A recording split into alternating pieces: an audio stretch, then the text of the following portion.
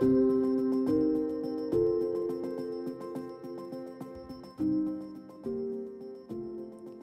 se passe-t-il sur les lignes du front ukrainien?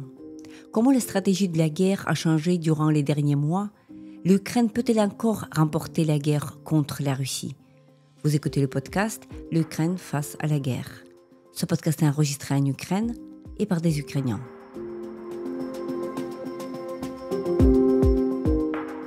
Dans ce podcast, nous racontons comment l'Ukraine continue à vivre et à résister face à l'agression russe. Nous proposons des analyses, mais aussi des témoignages. Nous essayons de vous faire comprendre l'Ukraine, son histoire, sa société et sa culture. Je m'appelle Tetiana Ogarkova, je suis universitaire et journaliste, responsable du département international à l'Ukraine Crisis Media Center. Avec moi, Volodymyr Yermolenko, philosophe et écrivain, président d'Open Ukraine, rédacteur en chef du site Ukraine World. Nous allons essayer d'expliquer ce que nous avons vu durant nos voyages vers les lignes du front.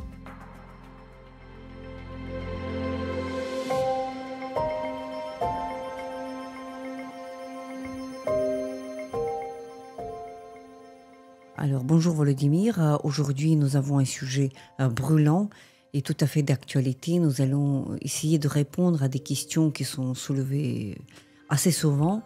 On en est où dans cette guerre de défense que l'Ukraine mène contre la Russie? Comment la nature même de cette guerre avait changé depuis 3 dernières années?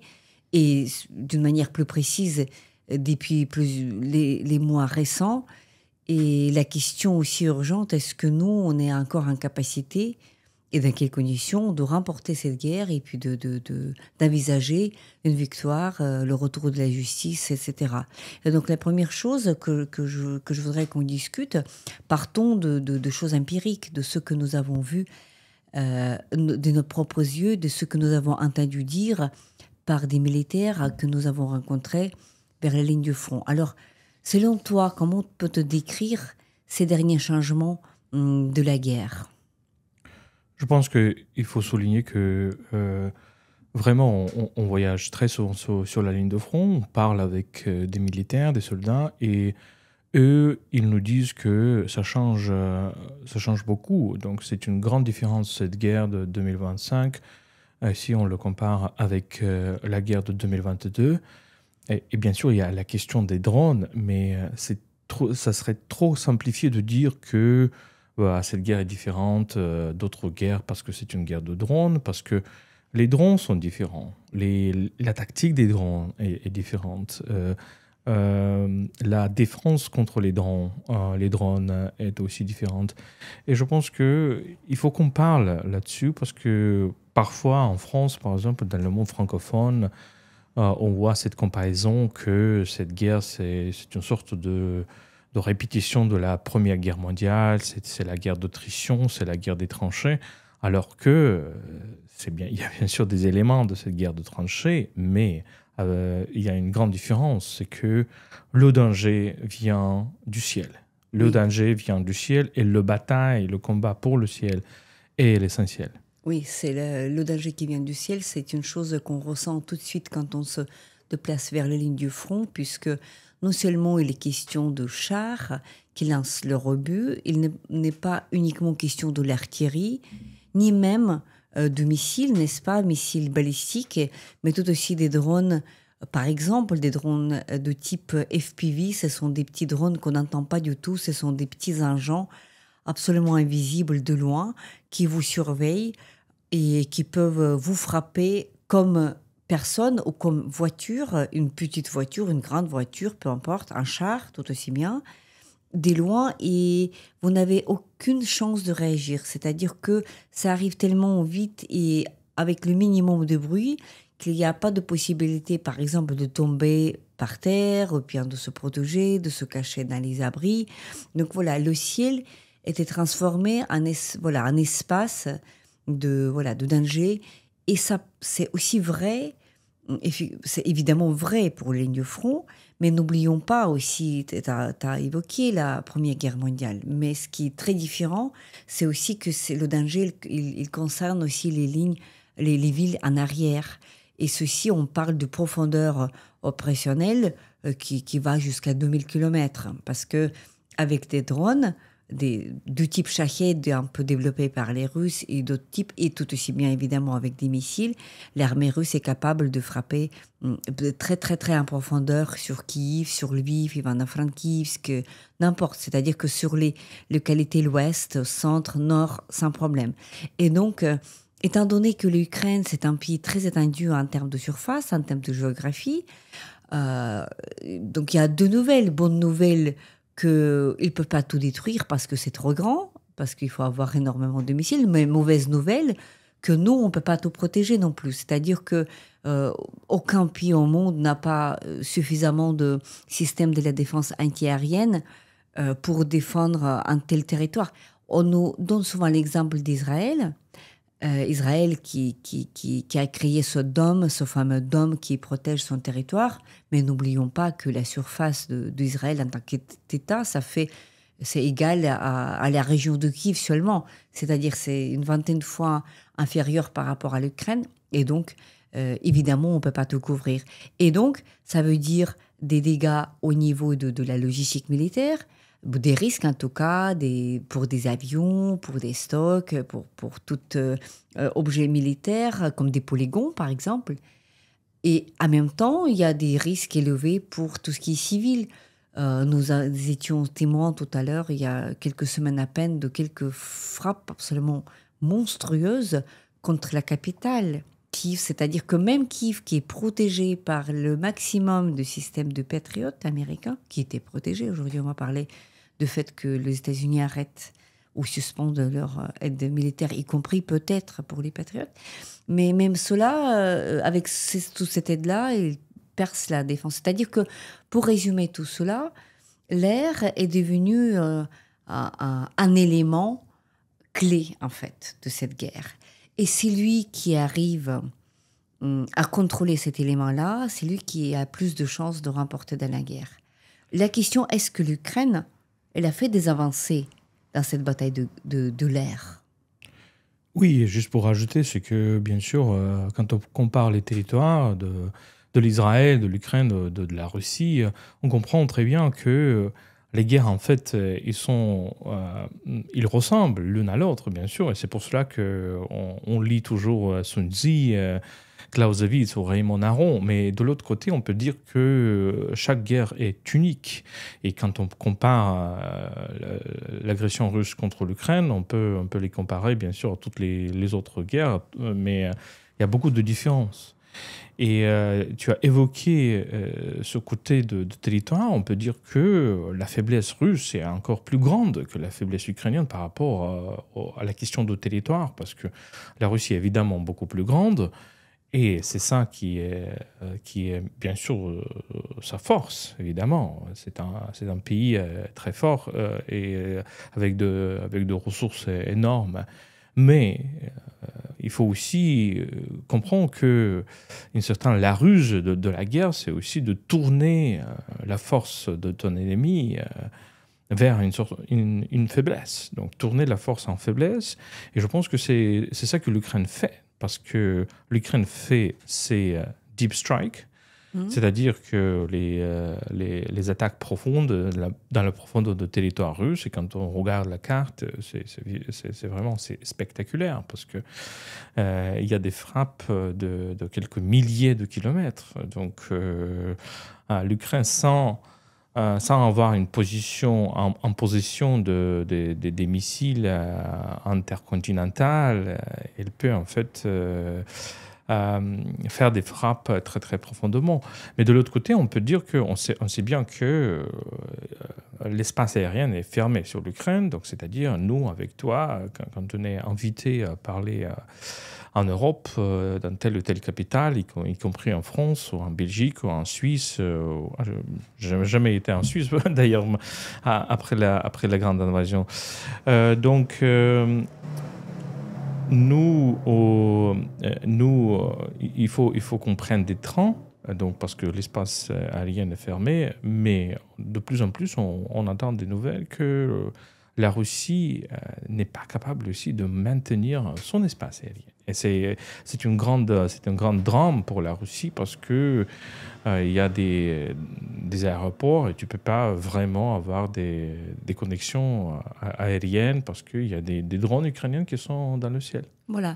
Et donc là, dans ce que tu dis, il y a un élément important que je voudrais quand même souligner, c'est que quand on évoque les deep strikes ukrainiens, il faut aussi comprendre que pour l'instant, on ne parle pas de missiles, par exemple, balistiques ukrainiennes qui volent jusqu'à très loin dans le territoire russe. Il s'agit toujours de cette guerre asymétrique, n'est-ce pas? Parce que cette fameuse opération, le toile d'araignée, qui a eu lieu il y a quelques semaines, c'était justement la démonstration de ce que cette guerre asymétrique peut être. C'est-à-dire que c'était des drones qui étaient transportés vers les territoires russes dans les camions et qui ont commencé l'opération depuis le territoire russe. Et donc c'est la faiblesse parce que tu peux pas tout contrôler dans un espace aussi grand que l'espace russe. Et donc évidemment il y a des points de faiblesse et donc l'opération aussi bien préparée elle était réussie. C'est-à-dire que ce danger depuis l'air, ce n'est pas uniquement la question de la longue portée, et puis des hautes technologies, comme par exemple les missiles balistiques, ou bien on connaît des Iskander, par exemple les Russes, des calibres. D'ailleurs, la Russie, ça fait des mois, voire des années déjà, qu'il éprouve un certain déficit de ces missiles-là, puisque les frappes que nous avons connues en 2022, tu te rappelles, deuxième moitié de 2022, même en 2023, jusqu'à l'été, c'était des frappes d'une centaine de missiles à la fois. Aujourd'hui, il n'y a jamais des chiffres qui approchent une centaine par frappe du côté russe. Le maximum, c'est une dizaine, mais le reste est compensé par, une fois de plus, la faiblesse transformée en une force, c'est-à-dire que ce que font les Russes, ils utilisent les drones du type Shahed, on dit du type Shahed, mais ça s'appelle Geraň aujourd'hui, ou Molnia, peu importe, il y a des modifications, mais il s'agit des grands drones de quelques mètres qui avancent à une vitesse assez lente, en fait, et qui, justement, qui portent entre 50 et 90 kilos d'explosifs. Donc, c'est beaucoup, mais c'est quand même pas comparable à un missile. Mais en augmentant la quantité de ces drones, là, aujourd'hui, on parle, il y a quelques jours, c'était une nuit record. Plus de 500 objets ont été utilisés, drones et missiles confondus, mais les missiles, il y avait une dizaine à peine, je crois, et donc le reste, c'était des drones. C'est-à-dire que dans cette asymétrie, donc il y a chacun qui essaie de transférer. L'Ukraine, évidemment, elle arrive par la tactique du deep strike, on est obligé de transformer nos faiblesses en nos forces pour pouvoir essayer d'emporter la guerre. Mais même la Russie, qui est dans une situation très faible aujourd'hui, elle essaie de faire la même, c'est-à-dire que transformer ce qui est accessible, c'est-à-dire les drones, et les fabrique avec la technologie iranienne, et les fabrique à l'échelle comme ça, industrielle, et les utiliser en masse pour...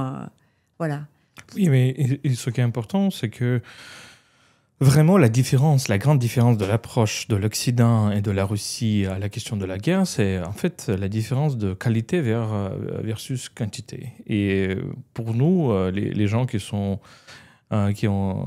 étaient nés en Union soviétique, c'est une sorte de l'ironie de l'histoire, parce que tu te rappelles bien sûr que dans ce système philosophique, entre guillemets, qui était enseigné à nos parents, c'était cette loi soi-disant dialectique qui vient du marxisme, léninisme, etc., une loi qui consiste à dire, qui vient peut-être de Marx, mais avec une distorsion très importante, c'est que количество переходит в качество. La quantité tourne vers la qualité. Donc, c'est-à-dire, dans cette vision du monde, soviétique, la question même de la qualité n'était pas importante. Donc, il faut avoir un grand nombre de quelque chose. Il faut avoir un grand nombre des usines, il faut avoir un grand nombre des gens, il faut avoir une armée qui est grande, il faut avoir un un grand nombre de chars, et peut-être chaque char particulier, il est peut-être inférieur à un char américain ou à un char allemand, mais leur quantité est élevée, plus élevée. Et la même histoire avec l'arme nucléaire, etc. Pourquoi je dis ça? Parce que c'est très important pour que nos partenaires aussi comprennent la nature de cette guerre. Et on compare avec, disons, les strikes, les attaques israéliennes et américaines vers l'Iran.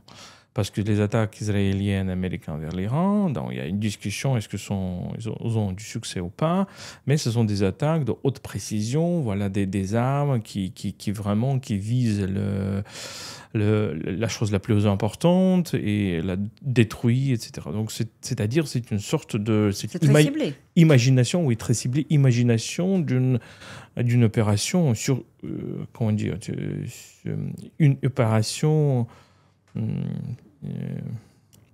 chirurgicale, oui, n'est-ce pas? Oui, chirurgicale. Chirurgicale, voilà. Je confonds toujours l'anglais et le français. Tandis que l'approche russe est tout inverse. C'est-à-dire il faut augmenter la quantité des armes. C'est pas du tout important quelles sont des cibles. C'est pour cela que les armes sont vraiment pas très ciblées, et c'est pour cela peut-être qu'ils visent toujours des civils, ils tuent beaucoup de civils du côté ukrainien. Les Ukrainiens, ils peuvent pas adopter cette approche, bien sûr, parce que moins de quantité et parce que notre approche à la vie humaine est différente. On n'a pas de but de tuer des civils russes. Donc, oui, il n'y a pas dans l'imagination ukrainienne, il n'y a pas de... donc, la théorie de la victoire ukrainienne ne consiste pas à dire qu'on doit tuer beaucoup de Russes, n'est-ce pas? Oui. Je mettrais quand même, donc, quand tu dis, voilà, c'est absolument intéressant ce que tu dis du point de vue philosophique, que quantité qui se transforme en qualité. Et donc, on sait qui dit la Russie, évidemment, dit c'est grand en termes de nombre de gens, voilà, donc c'est nombre de ressources, nombre de matériel militaire. Mais je crains que récemment, à force d'être épuisés par cette guerre, ils deviennent, ils transforment aussi leur faiblesse en leur force. Regardons par exemple les statistiques. Voilà, les statistiques qui étaient rendues publiques, c'est-à-dire le taux de réussite, entre guillemets, de frappes par drone durant ce printemps-l'été 2025. Et je suis désolée, mais ils ont augmenté de 2 fois l'efficacité, en fait, de leurs frappes. Et pourquoi? Non seulement parce qu'ils envoient plus de drones, mais tout aussi bien parce que, tu te rappelles, il y avait plusieurs semaines où ils concentraient, par exemple, ils frappaient plus tout le territoire. Ils choisissaient une ville, que c'était Kropyvnytsky, Odessa, Kiev, n'importe quelle autre ville. Ils concentraient leur effort sur une ville. Et après, leur but était très clair. Les drones allaient, donc ils volaient très haut, à 2 km, je crois.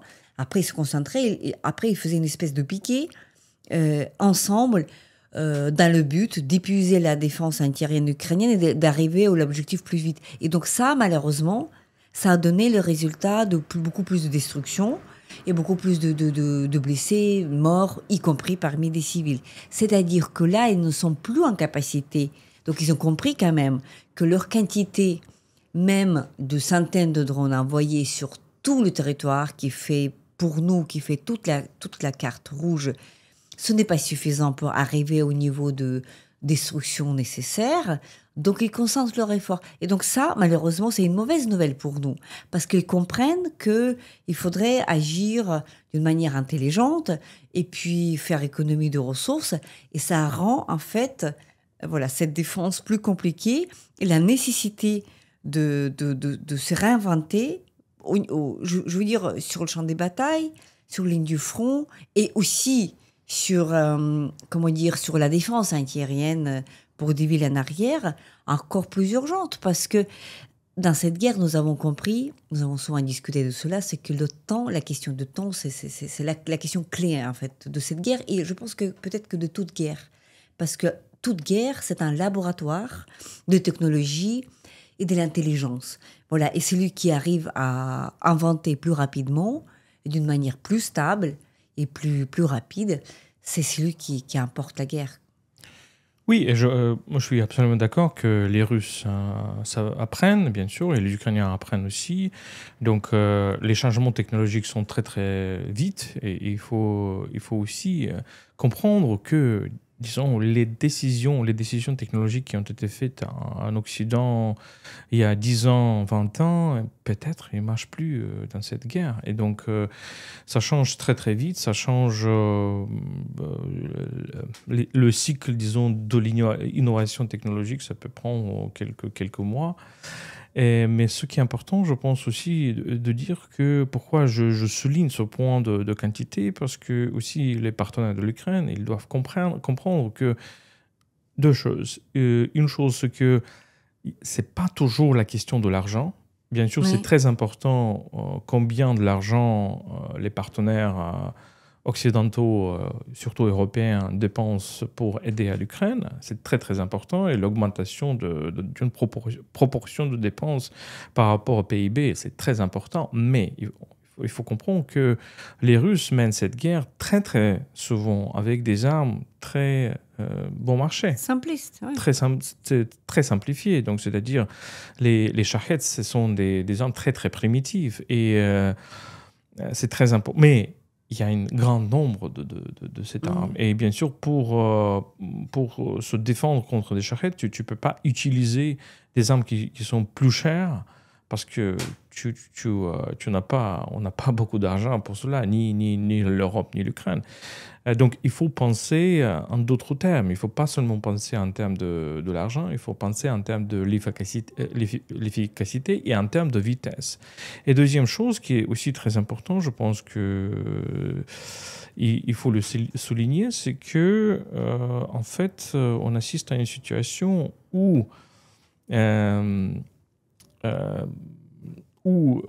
disons, comment dire, l'intégration des pays différents de cette guerre sont aussi très, très visibles. Disons que l'assistance de l'Iran à la Russie, l'assistance du Corée du Nord à la Russie est énorme. Et peut-être l'Iran, il a sauvé en quelque sorte à un certain moment la Russie. Donc c'est pour cela qu'on voit cette géopolitique de la guerre qui est aussi très, très importante.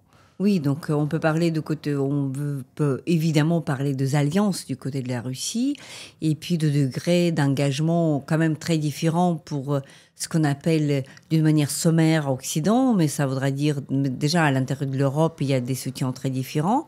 Et après, voilà, les États-Unis, donc évidemment.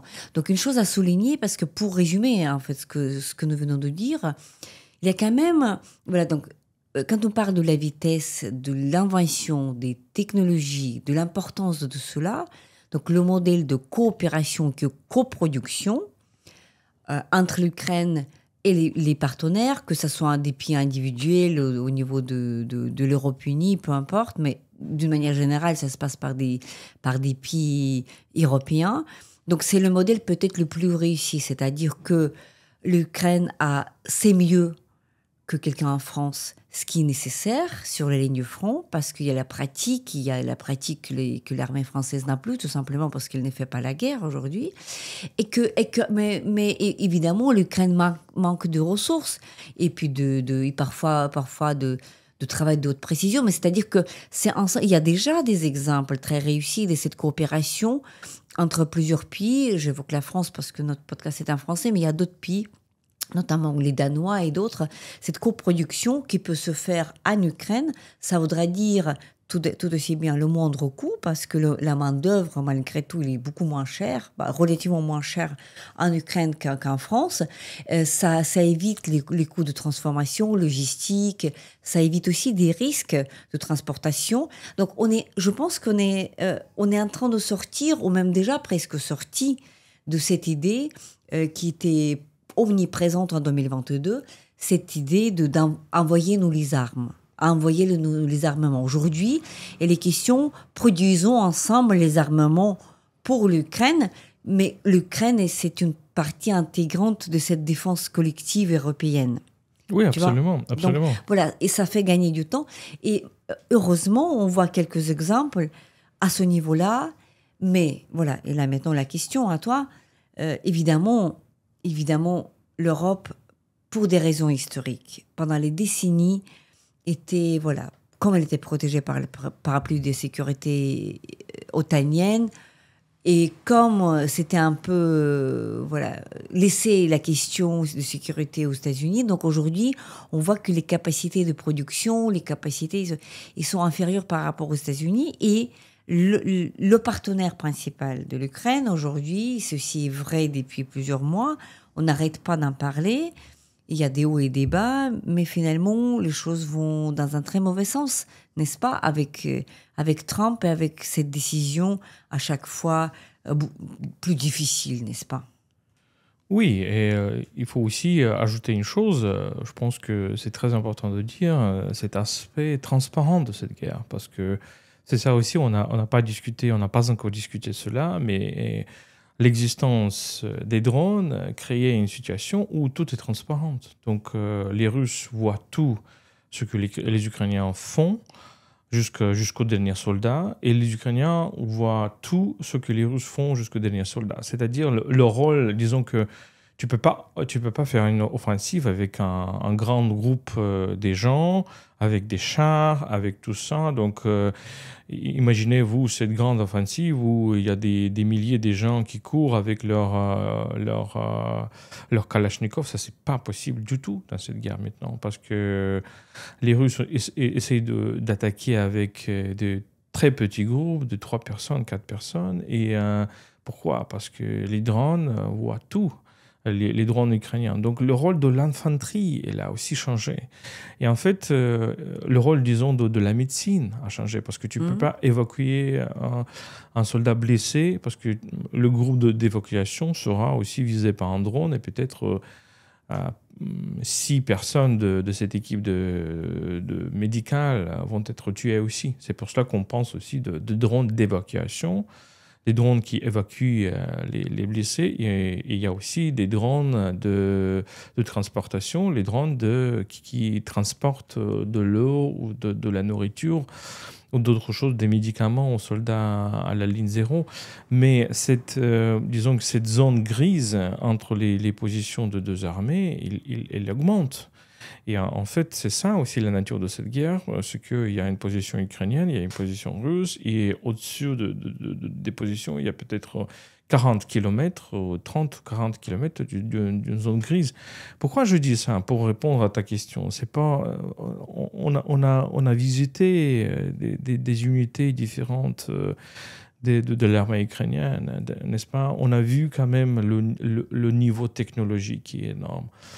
Et je pense que aussi cette guerre, c'est une sorte de testing ground, comme on dit, le sol d'entraînement pour des technologies nouvelles, pour les technologies de la vision, pour les technologies, y compris la vision pendant la nuit, pour la technologie de déchiffrement des conversations, pour la technologie, bien sûr, de l'intelligence artificielle, pour les technologies de surveillance, pour les technologies d'une gestion à distance, n'est-ce pas? Parce que ce qui est FPV drone, c'est First Person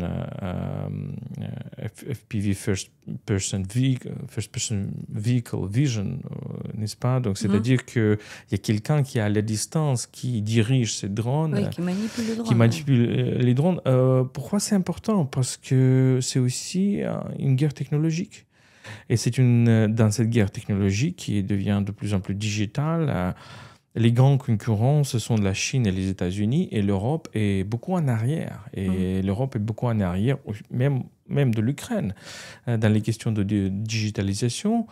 Pourquoi c'est important? Parce que c'est la question du futur, de l'avenir, de l'avenir technologique, parce que les technologies de guerre, elles sont aussi produisent les technologies de période de la paix. Oui, oui, tout ceci est important. Tu as évoqué l'avenir, et je voudrais qu'on parle de la question la plus importante, en fait, parce que la question de est-ce que l'Ukraine peut encore remporter cette guerre, et donc à y penser, c'est-à-dire il y a une véritable course entre les technologies, entre les approches, etc. Mais si on imaginons, nous, on est Donald Trump. Je dis ça avec une certaine ironie, mais dans le sens que nous, on cherche une manière de terminer cette guerre d'une manière rapide. Si on est dans cette course de technologie, on en est pour des années ou des décennies avec des avancées et des reculs minimales. qu'est-ce qui peut être fait? Donc, on peut globalement voir trois aspects, trois approches, moi je dirais trois vecteurs qui permettraient à l'Ukraine d'importer cette guerre d'une manière plus rapide. Premièrement, au lieu de... Tu ne peux pas détruire chaque drone FPV russe. C'est impossible. Tu ne peux pas détruire chaque drone qui vole jusqu'à Lviv, Kiev, n'importe. C'est impossible. Tu ne peux pas tuer chaque soldat russe qui est mobilisé. Ça ne sert à rien. Tu regardes les conséquences et pas les causes. Donc la première chose à faire, c'est priver la Russie de cette économie qui nourrit, c'est-à-dire cette base, en fait, qui nourrit en fait cette guerre, parce que pour avoir des technologies, même iraniennes, même chinoises, n'importe, la Russie paye. Il faudrait, faire de la sorte, je parle de prix de pétrole, je parle de cette solidarité au niveau économique, qui permettrait d'étouffer, justement, cette économie-là, de la sorte qu'elle ne pourra plus continuer à nourrir la machine de guerre. C'est la première direction. Après, évidemment, on peut développer, mais on n'est pas expert en économie.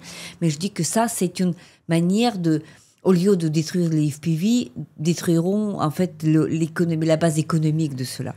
Deuxième chose, malgré tout ce qui était dit pour la guerre asymétrique, etc., et donc, au lieu de détruire les FPV et puis les renseignements, la transparence, etc., il faudrait pouvoir viser les points de production de tout cela, comme l'Ukraine a déjà fait à plusieurs reprises, c'est-à-dire les usines qui produisent les Shahed. Il vaut mieux détruire toutes ces usines-là, ou la majorité de ces usines-là, qu'après dépenser l'argent pour ces missiles extrêmement coûteux de Patriot ou n'importe. Tu vois.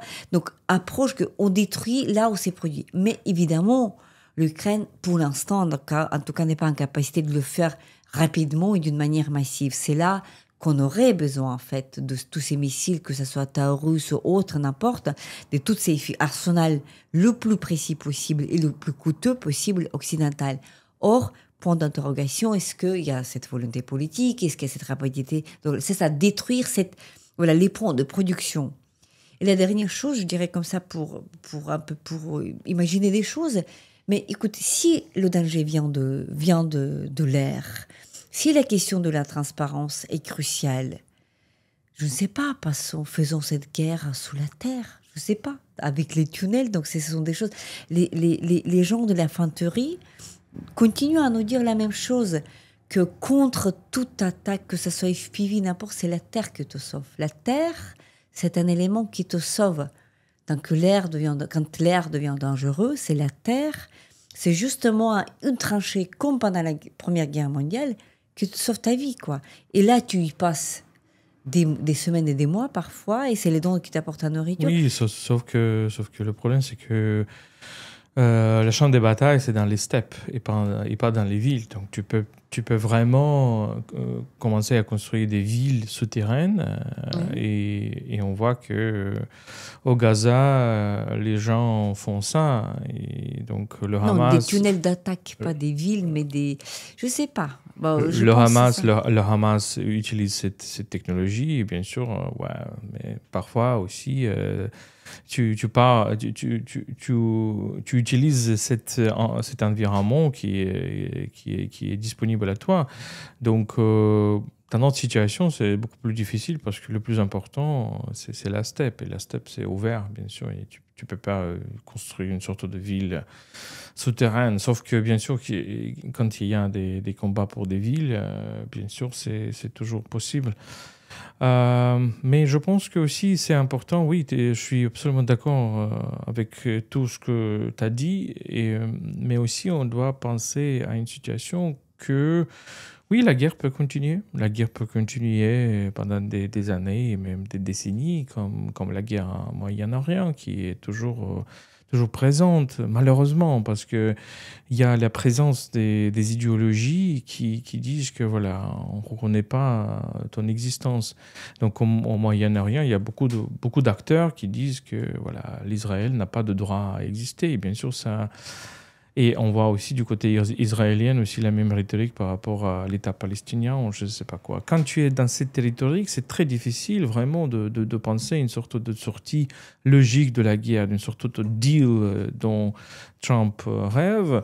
Et en fait, la différence entre les Ukrainiens et les Russes, c'est que les Ukrainiens acceptent l'existence de la Russie. Sauf que les Ukrainiens veulent que la Russie n'attaque pas des Ukrainiens ou d'autres nations, etc. Bien sûr, notre vision de l'existence de la Russie est tout à fait différente de la vision impériale, disons. Sauf que la Russie n'accepte pas l'existence ukrainienne. C'est pour cela que je pense que et l'Ukraine et nos partenaires doivent être prêts à une guerre longue et à une coexistence aussi conflictuelle entre l'Ukraine et la Russie, jusqu'à bien sûr la fin de l'Empire qui aura lieu un jour. Qui est d'une manière ou d'une autre inévitable, puisque justement le modèle proposé par la Russie, c'est un modèle qui est tout simplement pas attractif. Et donc on voit mal comment, donc c'est-à-dire qu'il y a quand même une logique dans l'histoire. On a vu déjà l'effondrement de l'Empire soviétique, on verra, on espère, l'effondrement de l'Empire russe, le dernier empire, comme toi tu dis souvent dans tes commentaires, sur les territoires, sur le continent européen. Merci Volodymyr pour notre échange et pour les éléments d'analyse que nous avons essayé de livrer à nos auditeurs. C'était le podcast L'Ukraine face à la guerre. N'hésitez pas de partager cette émission, nous n'allons pas tarder enregistrer et diffuser d'autres épisodes. Je m'appelle Tetiana Ogarkova, j'avais à mes côtés Volodymyr Yermolenko, philosophe et écrivain, président d'Open Ukraine, rédacteur en chef du site Ukraine World. Restez avec nous et soutenez l'Ukraine.